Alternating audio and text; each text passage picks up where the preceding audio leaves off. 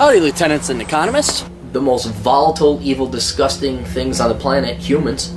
If you have a video request, you can always go to assholeconsulting.com. Yeah, I am gonna charge you, kids. And that is the importance of not fucking up. You are such an asshole!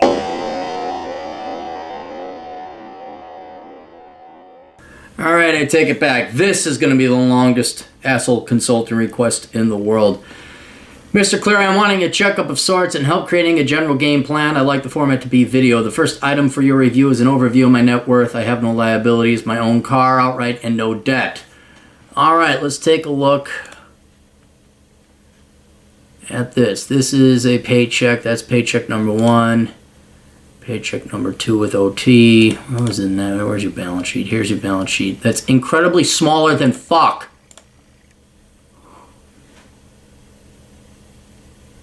God almighty. You got an HSA? Dude, even I don't have an HSA. You're saving money for home purchase. Where is it? You got an emergency fund of 12. HSA of 4. Retirement is 73,000. That's good. Individual investing, a little bit of scratch there. Where you live? I know you say you don't have no, like you have no debts. Period. All right, let's take a look. Well, now it's gonna fucking load again, of course. All right, you got that much money, and you are. How old are you? 27. For a 27-year-old male, how fucked am I? I'm losing sleep over this shit because I don't have a barometer for how I'm doing. You're doing great. You're doing better than the average American because, I mean, honestly, even I wouldn't get an HSA. You have an IRA that if it keeps growing at the rate it's growing, you'll have more than enough to retire. I mean, I wish every 27-year-old was like you, but you have no debt. What do you mean you have no barometer? Just stick your head out the window and listen to the fucking millennials. Like, oh, I got no debt. You have no debt. Right there, when you say I have no debt, you're in the top 5% of all Americans, regardless of age group or whatever else. All right? You throw in the money you've saved, you're going to have enough for retirement, assuming you're growing and blah, blah, blah. You know, piss it away. So that puts you in the top third of baby boomers, but you're not a baby boomer, you're a millennial. You're in the top 1% of millennials. The only millennials that got more money than you have rich parents, and even those millennials will manage to piss it away. Anytime, look, here, some general objective measures. If you are debt-free, you have no debts, including mortgage, you're in the top 5% of all people. For people under 30, if you have no debt, you're in the top 2 to 1%. Right? Because most young people are dumber than fuck. And the millennials are especially retarded when it comes to personal finances. So I mean, barometer. I mean, just you can look up average net worth of millennials. You can look up average debt of millennials or by age group. But I can tell you right now, based on the data and the stats I'm pulling for that millennial book, you're in the top 1%. I mean, you're in the top 1% for Gen Xers.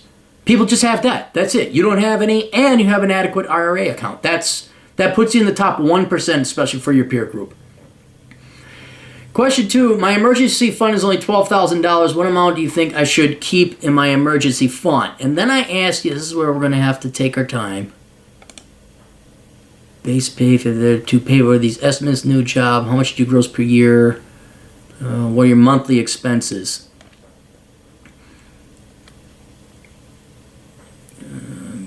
The road more quickly. Where's your monthly expenses? You attached a breakdown. I didn't need a breakdown of your expenses. I just asked you what your expenses were. That's it. Now it's fucking loading, and now we're taking more time because nobody follows fucking instructions.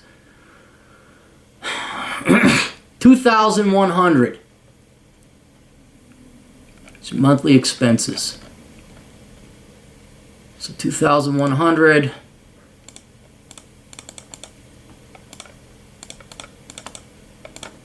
Yeah, it's almost 6 months. That's an adequate emergency fund.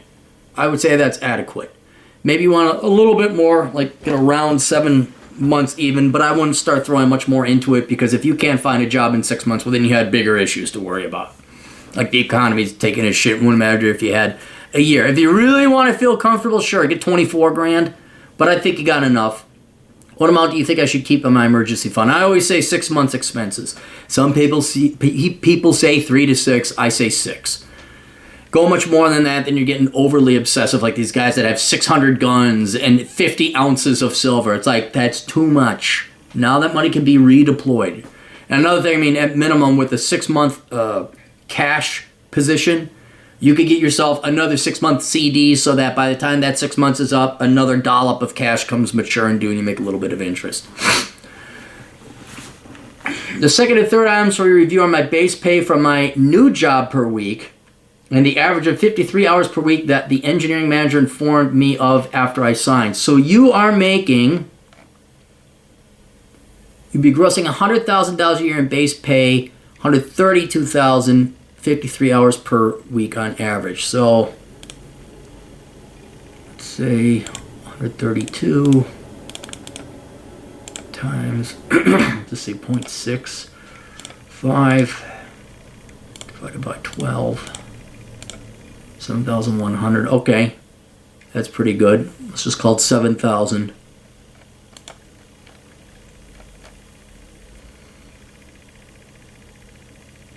Yeah, and you'll be able to add to that rather quickly. I mean, if you want, you could throw more money into an emergency fund. I just think, well, the good news is you're making enough money that you could kind of fund all these things as you go along. You could fund your IRA account, continue to do that.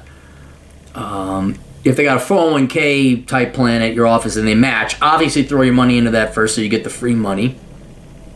Then you can throw a little bit in your emergency fund.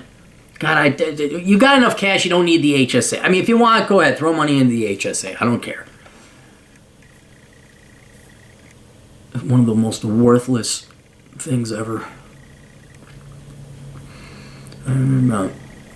How much can I afford for rent? I've been working on the road for the past 2 years and would like a place. Question 3, how much can I afford to rent? I've been working on the road for the past 2 years. Would like a place.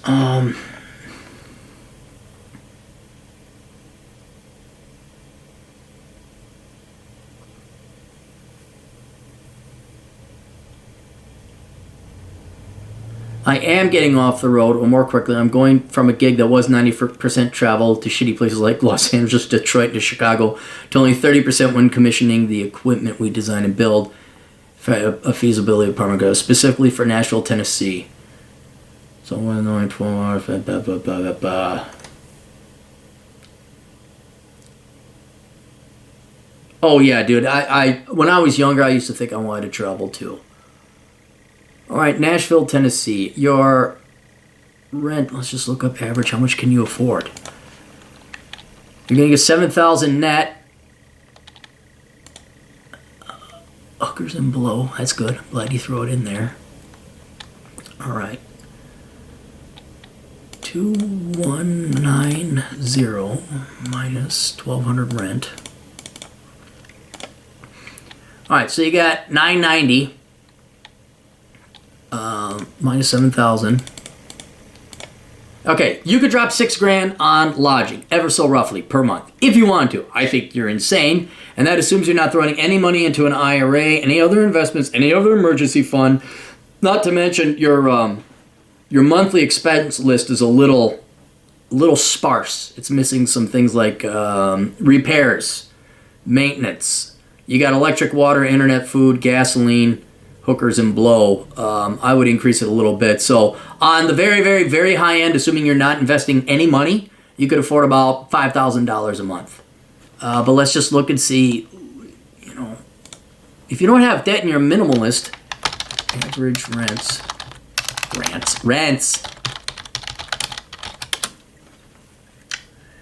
Average rent, prices by neighborhood. Average rent, $1,300. Average apartment size, 900. Yeah. You should be able to find a place pretty good for $1,300. 1 bedroom. If you wanted a studio, if you had even less, you could maybe get by with $1,100. I don't know, I'd have to go down there. Let's take a look.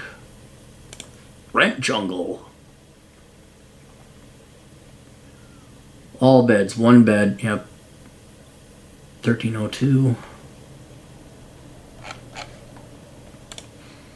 Dilemma for renters in Nashville. Nashville's popularity and real estate boom are leaving low and moderate income renters behind. Oh, yeah, too bad. I guess you'll have to live on couches like I did most of my life. Estimates that as many as 100 people a day are moving to Music City means that the supply of affordable and workforce housing is disappearing. Property owners can raise rents, puts a squeeze on tenants. With all those people moving there, you should be able to find a job.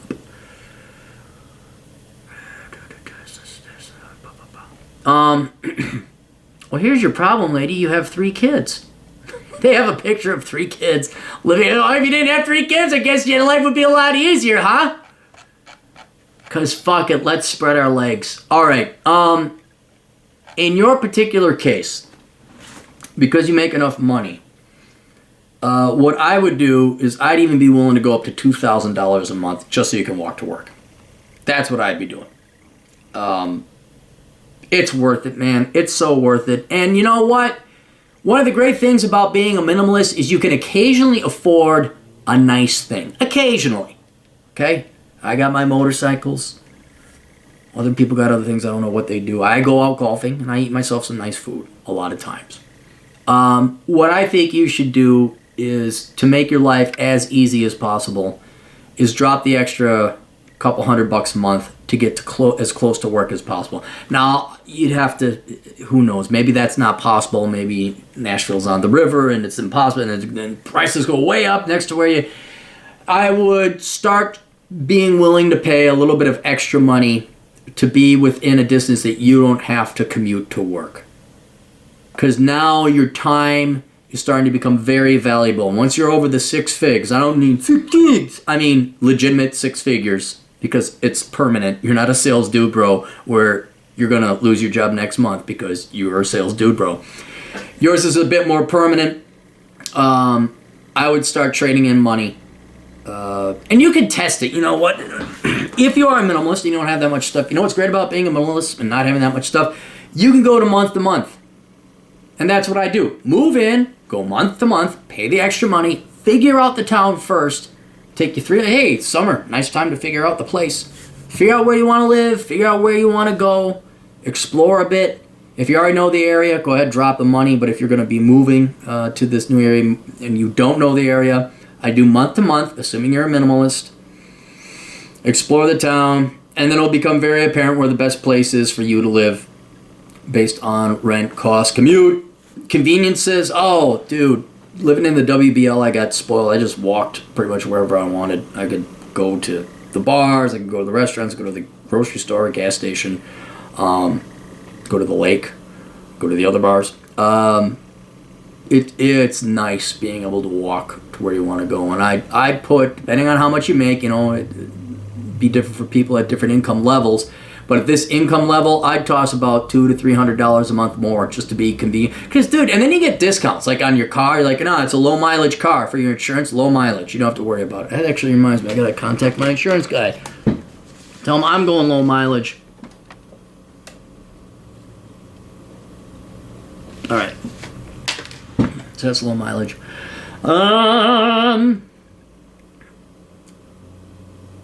Be gross. It's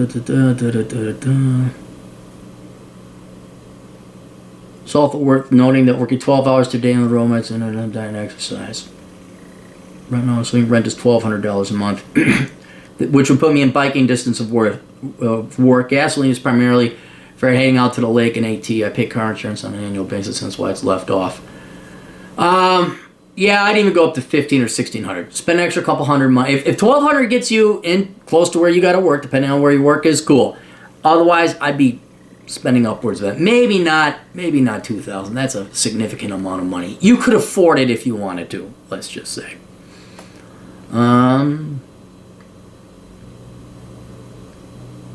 Yeah. So I mean, technically, you can afford $5,000 a month rent. I wouldn't do that. Your absolute highest limit, $2,000. But that better be like in the building with the work and you ain't doing nothing and there's cheerleaders cheering you on every time you leave or enter the building. If you were 27 again, what would you do with your spare cash? I didn't have spare cash when I was 27. I threw it into my mortgage. That's what I did when I was 27. That's why I have my house paid off today, because amortization and compound mathematics.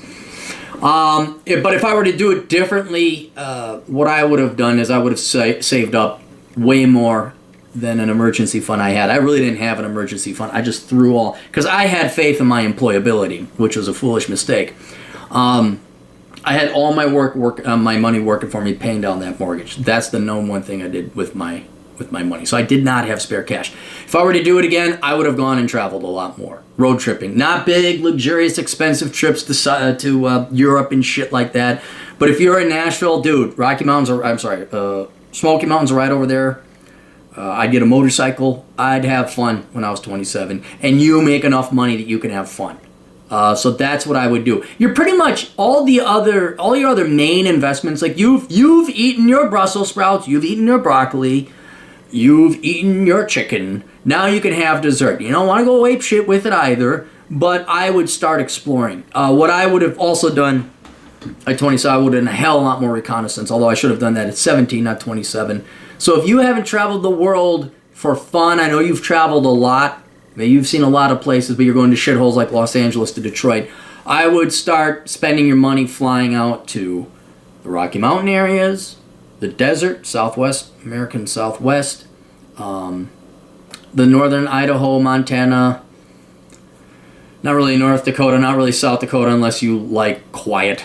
I admit not everybody's going to like the places that I like to live, but definitely Denver. I would be traveling with 27. And, that you think that's not an investment. It is. Reconnaissance is an investment. You say, oh, God, I don't know where to go. What should I do? My God, what to do? Oh, my God, look at this. Here's a book called Reconnaissance, man, and it tells you everything with frickin' maps. Does it got the maps there? No, this is the end of the book. Don't I have maps? There, see all the maps? Look at the maps. Look at all the detail, the maps that Cappy did for you. And there's pictures of Cappy's adventures. Like, holy shit, is it really out there? Yes, it's really out there. Get that book, read that. No one's going to read it, though. They're going to read Fifi Goes to Grad School and Meets Dr. El Fucko, who's a billionaire doctor, fighter pilot surgeon, who's also a porn star. Dr. Fucko, the Harlequin romance novel coming to your store. That's what I would do at 27. And in your particular situation, I would explore more. What else could... Your housing fund could use a little bit more money, but I don't know. You need to do reconnaissance first to figure out where you want to move and where you want to buy a house. That'd be the main thing. I'd be living cheap, bachelor pad, downtown Nashville, having a good old time. You recommend everyone owns 200 ounces of silver. Can you explain in detail why silver instead of gold and how you arrived at the 200 ounce number? The 200 ounce number, there was a methodology behind it. God damn, I could have even... Hang on, let me see. I didn't pull that out of my ass. That one was calculated based on what the historical value and purchasing power of silver was, what you could expect GDP to convert to in a post-apocalyptic America. There was a lot of assumptions and everything, but it came down to silver, economics, need. Let me see if I can find that. Oh, here we go. God, that came up quickly. Okay, all right. I'll just read it here. It's a short piece. If you want, you can look this up. Precisely how much silver do you need post-collapse? A concept I try to explain to either friends, clients, family members, or random hot chicks I try to seduce with my awesome economic knowledge. This is when I was fun and happy on the street, is that you don't need that much silver in order to hedge against economic collapse. The logic is simple. If there was an economic collapse, all fiat currencies would become worthless and alternative currency would have to rise to replace them. This last currency standing would be the default world reserve currency. That supply would have to then, by necessity, purchase all the post-economic collapse of world's GDP. And though that GDP would be less, there is far less precious metals in circulation to purchase said remaining GDP. This increase in the ratio of production to currency would increase the value of the world's supply of precious metals, and is why you don't need $1 million in silver to insure $1 million in today's assets. Of course, this logic does not translate into precise mathematical figures. It still leaves open the question, well, if I have 500 assets today, how much silver or gold would I need to purchase to effectively insure against an economic collapse. So I looked into it, and though the numbers are, of course, very back of napkin, I think I've come up with a pretty good rule of thumb most people can operate by today. First, assume that during an economic collapse, the world's GDP would shrink by 80%. That would leave only 15 trillion left of the world's current 74 trillion in GDP and annual economic production. Assume second that the current world supply of silver of 1.4 million tons does not dramatically change, and that it is preferred over gold, as gold is too precious. Period. When converted to ounces, this results in 44.8 million ounces of silver, the effective world's money supply to purchase said annual post-economic collapse production, $15 trillion. Using simple division, we get a value of $330 per ounce. As I write this now, the spot price of silver is $15.10 per ounce. So buying 1 ounce of silver today would buy, under a post-economic collapse economy, ensure $330 tomorrow, essentially a ratio of 22 to 1. Okay, it's a 22 to 1. Of course, this does not speak to the fact that the world's remaining silver supply would not just buy 1 year's worth of post-apocalyptic world's GDP. It would buy the world's GDP into the future until an alternative currency would replace it. Ergo, if one wanted to be mathematically correct about it, you would take the NPV of that ounce of silver's purchasing power. Here it's anybody's guess as what the discount rate would be in a perpetuity calculation. But applying a heavily discounted rate of 30%, that would apply purchasing power today in today's dollars of 1,100, a full ratio of 73. Meaning for every $1 in silver you buy today, you would have a theoretical insurance of $73 of post-economic collapse future. Now, naturally, silver will not be the sole currency left, and naturally, the discount rate is not going to be 30%. And naturally, we don't know if global GDP will collapse by just 80%, but somewhere between a ratio of 22 and 73 is likely the value of insurance silver would provide in a post-economic collapse world. I say, for the sake of simplicity, let's just take the average and call it 48. So to translate all this economic mumbo-jumbo into English for normal people, this is the takeaway. If you have $500,000 in net worth, I misspelled that, and want to insure it against an economic collapse, divide it by 48, and that's how much silver you need to buy today. Again, just a rough measure, but a measure most thinking folks should consider. So if we took 200, multiplied it by 48. Oh no, is that clear? 500,000 divided by 48. Is that how I get the 200? Well, that's a lot of silver. What would 200 times 48? That'd be what, 50,000? Okay, 10,000. Yeah, okay, so $10,000. So that'd be enough for you to get by in your world post-currency crisis. So I'm roughly trying to give you $10,000 worth of post-economic collapse purchasing power with that 200-ounce thing. Getting back to your other questions, where were they? So that's how I came at the 200-ounce numbers, probably no doubt to be $10,000, which would get you going. Maybe you could use a little bit more, I guess. Can you explain in detail about silver instead of gold? Yes, because gold is so rare and it's so precious that it's not divisible. Like, you'd get a gold ounce coin that would be able to buy you a house in a post-apocalyptic world. I even say, now I get the 1 ounce pure silver coins, the American Eagles, which you get at mngoldbuyer.com. I get a commission, tell them Cappy sent you.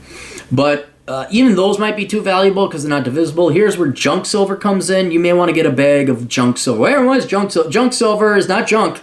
It's the not so old American coins pre-1964 that have at least some percentage of silver in them. You buy them by the bag, you buy them by the face value, and you get, you know, the Kennedy dollars have, what is it, 50 or 40, or you'd have to look it up. But there's at least 40% silver in the Mercury dimes, in the pre-64 FDR dimes, in the pre-64 Kennedy dollars, the Benjamin Franklin dollars, the Liberty half dollars, I guess.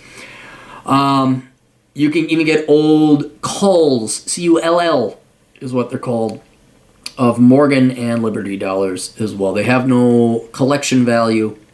They do have, however, silver value. So that's why I recommend 200 ounces, and that's why I prefer silver over gold, because I even have like copper ingots, more because I got interested in melting copper, scrap copper, and making ingots out of them. It was really freaking cool. Didn't burn my face off. So I have copper ingots, which you could even collect pre-82 pennies. I think those would actually make some pretty good currency, because copper will become a quasi-valuable, if not outright valuable, precious metal of sorts. That'd be more divisible. And if you ever played Fallout, you know that bottle caps are obviously as good as gold in those days. But no, you'd want something more copper and silver. That's what I'd recommend. What could I be doing to better position myself in the future? I would definitely start traveling and doing reconnaissance. And like I did, buy property in a place that you fall in love with, that you really want to live in for the rest of your life. That's what I would be doing. I would also be traveling overseas as a plan B, to in case the U.S. collapses or we become communist and we decide to jack up rates at 70%, and we have the penis tax, because if you're a male you have privilege and you must pay the penis tax, or if you're white you must pay the white tax. If the shit gets too bad here, you're going to want to leave.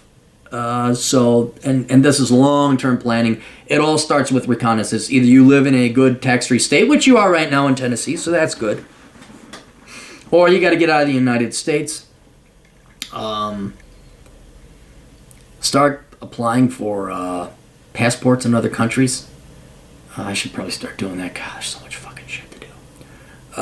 Yeah, that's what I'd be doing, man. Because your finances are pretty darn good. If it was the squeaky clean, good old America's still going to be here kind of thing. If you haven't bought the silver, get yourself 200 ounces of silver. Just do that, get that done with. If you don't have a gun, get a gun. And get several guns. Get a pistol, get a shotgun, get a carbine, and get a sniper rifle. Learn how to shoot them. Get your carry conceal. But now I'd say the next step would be land. Start socking away money for a down payment on at least some land.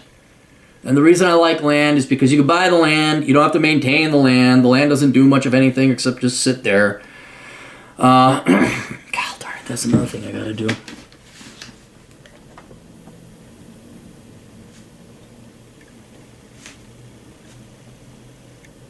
Always shit to do. Always fucking shit to do. God damn it. Oh, fuck. Can't wait to be done with this house. Can't wait. Start looking at buying land is what I'd recommend. Start throwing money into that. Maybe for cash. And it's not so much an investment of money. It's an investment of time. I mean, you got to really look at this shit. And that time, again, reconnaissance. Go look. And then we find, oh, God, I really like, I don't know, pick a town. Fort Collins, Colorado. You're going to go visit the Great One. You really like Fort Collins, Colorado, man. Well, now you got to go travel around Fort Collins and do some research on the Fort Collins land market and see where there's land that you can buy. You'll find out it's very expensive by the Horsetooth Reservoir. And there's mountain lions out there. Question 7. Out of curiosity, how likely do you think it is that shit hit the fan will occur, and what is a sensible level of shielding against it? I think it's very unlikely because the United States is still the largest economy in the world. We have the world's reserve currency. We have no major demographic or economic shocks that are occurring right now. And even if we did, like the housing bubble, we have the world's reserve currency. We'll just print off more damn money. We'll print ourselves out of it. We're relatively uncorrupt. And we're the world's largest economy in the world, and we're uncorrupt. So there's not going to be a external threat that China is going to debunk the U.S. dollar as the world's reserve currency.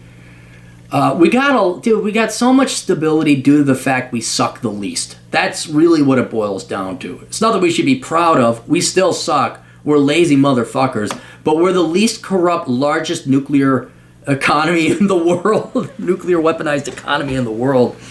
That we don't have any competitors. The economy is growing. We're doing pretty well. But man, there's no alternative to the U.S. dollar on the international market. So there's going to be this foreign demand, and when shit hits the fan, they're all going to come running to the United States. So I don't think it's likely. I think you're going to see a slow and general decay like you have in Europe. We're going to slowly become Brazil because we just can't wait for the diversities and import people from countries that suck. We believe in magic dirt. The dirt here is just so wonderful. That's why the Native Americans were doing so well before we got here, right? They had nuclear weapons and space shuttles and colonies on Mars, and it's just the dirt that matters, not the culture or the people. Hell no. So it's just going to be a slow general decay. Technology might save us a little bit. It might postpone. But I don't see a crash. I don't see this economic collapse. I thought it was going to happen with the financial crisis, and then I learned, that's what the world reserve currency does. Oh, I see. Well, I guess I am getting a Social Security check. But I would hedge against just a general anti-success mentality happening here in the United States. You are successful. You're going to have some savings. They're going to start looking at wealth taxes. They're going to start looking at confiscating your IRA.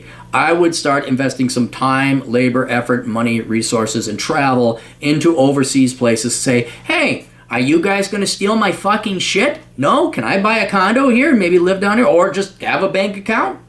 And then if I have to leave, I'll come here and then I'll produce my GDP here and pay your taxes. You just let me live in my nice little place on the beach. That's kind of the next step that you're looking at. But let's first reconnoiter, rather is the correct term, the United States. Then start traveling overseas. Start squirreling away a little bit more money. Shift your money into a land fund. And that's your next step would be housing. That would be your next step. And it may not be land. It may be, oh, I really like Nashville. Gosh, Nashville is the town for me. And I like this little condo I have here next to the office. Well, by God, buy that condo then. But that's where I would put my emphasis. And for preparing for shit hits the fan, you got to get a bug out bag. You got to get iodine pills. You got to get water filtration. You got to get a hand-powered radio. I got a little hand-powered radio. You got 2 of them. You got to do the Noah's Ark thing. I got 2 of each. And then some gun and some ammo. That's what you need. And you need a plan. You need like, okay, are we going to go to the mountains? Oh, Knoxville's in the way. That's pretty populated. Are we going to go to the Ozarks? Oh, there's a river in the way. Yeah, you're going to need a plan. A sensible level of shielding against it. You can read through all the preppers. I have more of the, I got enough food to last 3 months. I also do the caching. I have caches where I can go and pull up food and ammo if I need to. Because you don't want to be carrying all your shit with you. It's a royal pain in the ass. You want it stored. I'm all for water.